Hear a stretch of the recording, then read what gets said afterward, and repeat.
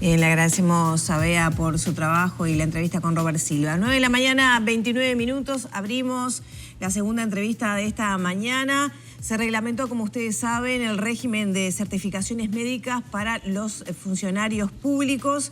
Esto ha generado ya, un conflicto y la programación de un paro a nivel de COFE. Para dialogar sobre esta situación, cómo viene la reforma del Estado, es que recibimos a Ariel Sánchez, director de la Oficina Nacional de Servicio Civil.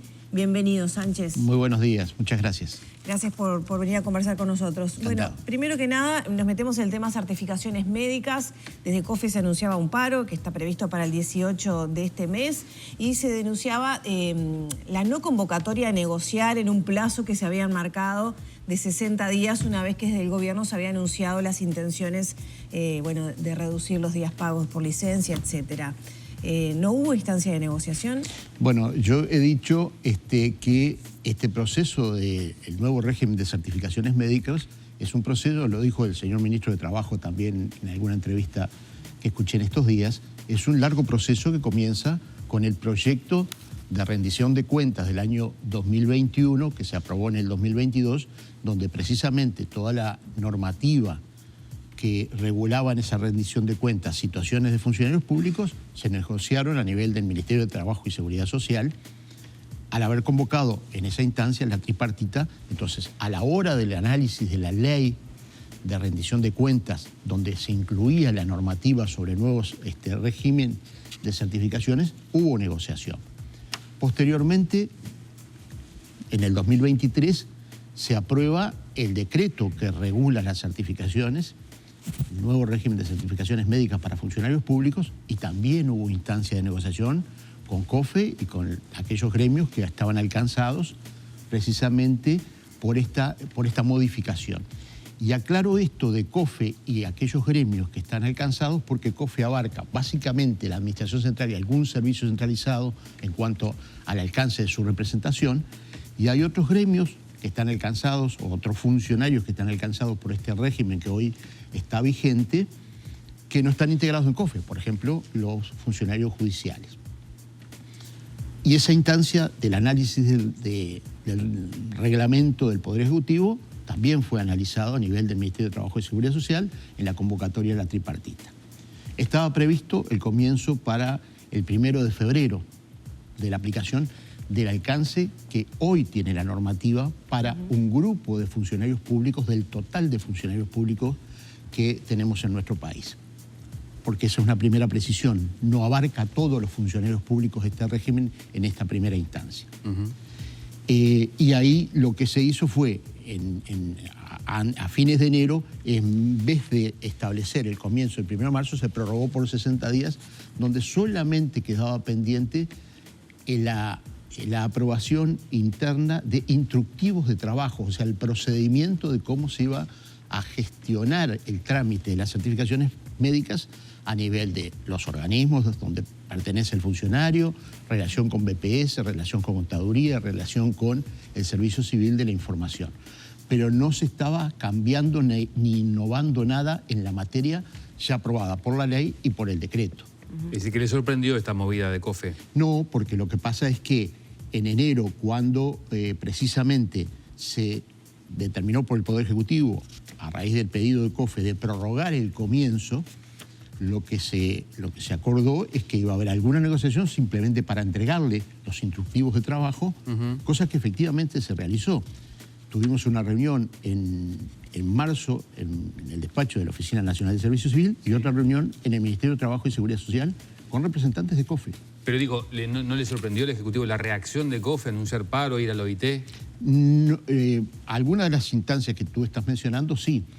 Porque, ir al OIT. Claro, esa es la diferencia de lo que planteaba. Obviamente COFE planteó todo el tiempo, cuando se negoció el proyecto de ley, en la instancia de negociación colectiva, cuando se negoció el decreto, ellos anunciaron que estaban en contra de las medidas que proyectaba el Poder Ejecutivo, que luego las aprueba el Poder Legislativo, o sea, hay otro órgano del Estado que también tiene decisión en el punto. Ellos anunciaron todo el tiempo que estaban en contra del sistema y que en consecuencia, si se aprobaba, iban a tomar las medidas que entendieran pertinentes. Creo que lo que agregaron ahora fue la instancia de la OIT, como tú decías. Le hago una pregunta. Políticamente, ¿el gobierno no manejó la alternativa de prorrogar el inicio? Digo porque esto puede generar algún ruido, pensando, por ejemplo, en la campaña electoral. ¿Eso no estuvo en la evaluación? Estuvo en la evaluación de las conversaciones informales, digamos, incluso con el propio COFE, que manifestó que le llamaba la atención que en un año, precisamente, que están las instancias electorales, se planteara un cambio significativo en el tema de las certificaciones médicas. Lo que ocurre es que, como decía anteriormente, la decisión es bastante anterior, al punto que entre el 2020 y el 2021, 22, se hicieron estudios a nivel de la Oficina Nacional del Servicio Civil, está publicado en la página del Servicio Civil, un documento de 56 páginas donde se analiza organismo por organismo respecto a las incidencias que tenían licencias médicas en cada uno de las dependencias del Estado. Eso ¿El promedio de cuánto era? ¿Perdón? El promedio de El promedio faltas. es relativo, el promedio total es alto, está en el torno de los 20% de inasistencia. Las incidencias luego, cuando uno focaliza en cada uno de los organismos, es distinta. Pero ese estudio está acabado en el año 22, lo que determinó justamente que se proyectara la norma. Ahora, y bueno, redondeo, sí, perdón, sí. en consecuencia. Sí, COFE manifestó todo el tiempo que estar en contra del sistema. El Poder Ejecutivo está convencido que hay que hacer ajustes respecto al sistema de licencias médicas a los efectos de corregir desvíos importantes en cuanto a la incidencia de días en cada organización de inasistencias.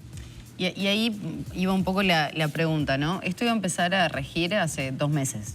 Finalmente se extendió. No sé si todos los funcionarios públicos estaban al tanto que no se puso este mecanismo en funcionamiento, ¿no? El nuevo sistema de licencia. Y a partir del lunes, se empezó a constatar en esta primera semana, es muy pronto, pero una diferencia en el tema de licencias. No todavía tenemos, no se ha hecho un no relevamiento. tenemos la proyección todavía porque hace apenas una semana que se empezó a aplicar efectivamente.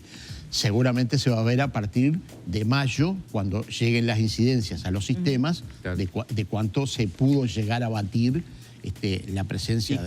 ¿Y cuál es la aspiración? Porque usted dice 20% en el tema global total. ¿Cuál es la aspiración con este nuevo sistema? ¿Cuánto se piensa bajar porcentualmente? Bueno, se entiende que, sí los estudios demuestran que a nivel de la actividad privada, a igual tarea o función, la incidencia de las licencias médicas es notoriamente inferior. Entonces, lo razonable sería que en una actividad similar, profesional, administrativa, de oficio, hubiera exactamente la misma cantidad de días, razonablemente. Si un docente que no está alcanzado en esta primera instancia, en la actividad pública tiene un promedio de faltas del orden del 7, el 8%, razonablemente en lo público podría ser similar. Las condiciones de la actividad pública son distintas a las condiciones de la actividad privada, todos los conocemos. Las licencias son pagas en lo privado y cuando se toma licencia el público no tiene ese beneficio, donde muchas veces el sector privado compensa con días de licencia, ¿o no? Bueno, pero sí, está sobre la mesa esa posibilidad. Las condiciones laborales de lo público y lo privado siempre fueron distintas y todos conocemos. Habitualmente se dice que los funcionarios públicos tenemos ciertos privilegios que no los tienen en la actividad privada, en todos los órdenes, en todos los factores, en las licencias que se tienen en lo público y las licencias que tienen en lo privado, que es el tema puntual de esta charla, pero en todo el resto de las cosas, en las designaciones, en la carrera, en la permanencia, en la inamovilidad, que siempre está en el orden del día del análisis. Entonces, es correcto lo que tú dices, o sea, en la actividad privada está, por ejemplo, lo que siempre se manifiesta por parte de COFE, la contrapartida de que frente a una licencia se abona el salario vacacional, aspecto que no se tiene en la actividad pública. De cualquier manera, si nos focalizamos en las licencias por licencias por enfermedad, el régimen de lo público, ahora aprobado para un grupo de funcionarios, es notoriamente diferente al de lo privado también. O sea, claro. Ahora, cuando usted mencionaba desvíos, ¿a qué se refiere? ¿En qué situaciones y en qué rubros se da más esos desvíos? Bueno, precisamente la extensión de las licencias, ¿no? Y hay algún cambio notorio en este sistema ahora que se admitía a nivel de lo público, por ejemplo, que la persona, el funcionario, trayendo un certificado médico, justificaba ya el otorgamiento de la licencia por enfermedad. Ahora, particularmente en el nuevo régimen, el certificado médico tiene que ser del prestador de salud del propio funcionario. ¿Ah? O sea, eso ya es un control notorio diferente porque el médico certificador de la asistencia a la que está afiliado el funcionario tiene que reportarlo al BPS, BPS directamente remite al organismo donde se desempeña el funcionario y particularmente se va a controlar que la persona no esté con licencia en lo público y siga en actividad en lo privado, o viceversa.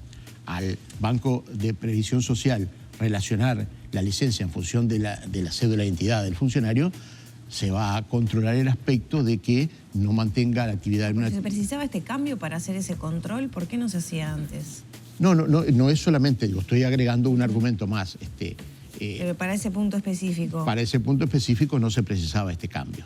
Lo cierto es que se entiende por el Poder Ejecutivo, y así lo entendió también el Poder Legislativo, que podríamos empezar a equiparar la situación de lo público con lo privado en esta materia de licencia médica. Insisto, lo que ya dije, es igual, sigue siendo notoriamente más beneficioso en principio en lo público y en lo privado, independientemente de ese otro... Claro, y lo otro que muchas veces se constata en el sector privado es que uno se limita a esos días que tiene cubiertos con la licencia médica. Y ya a veces al cuarto día uno opta por venir a trabajar para no perder ese salario, para no perder la diferencia. ¿No cree que eso pueda llegar a pasar también en el ámbito público? Bueno, eso se ha dicho naturalmente, que el riesgo de que la persona se reintegre, aún no estando en condiciones de porque hay gente que no puede perder el salario y estas son circunstancias. Acá, de cualquier manera, no son el tercer día, sino que son 9 días. Esa información, ese dato respecto del corte a los 9 días y a partir del 10º empezar el descuento en lo público. Igual puede pasar en diferentes oportunidades del año, ¿no? Puede pasar en diferentes oportunidades del año. Esa estimación del tiempo de los 9 días surgió de los ámbitos profesionales de la materia. Salud Pública, ACE, Banco de Previsión Social y Banco de Seguridad. Es lo que en promedio se puede llegar a enfermar a una persona en 365 días. Bueno, esa es la información que determinó esa cantidad de días otorgadas originalmente.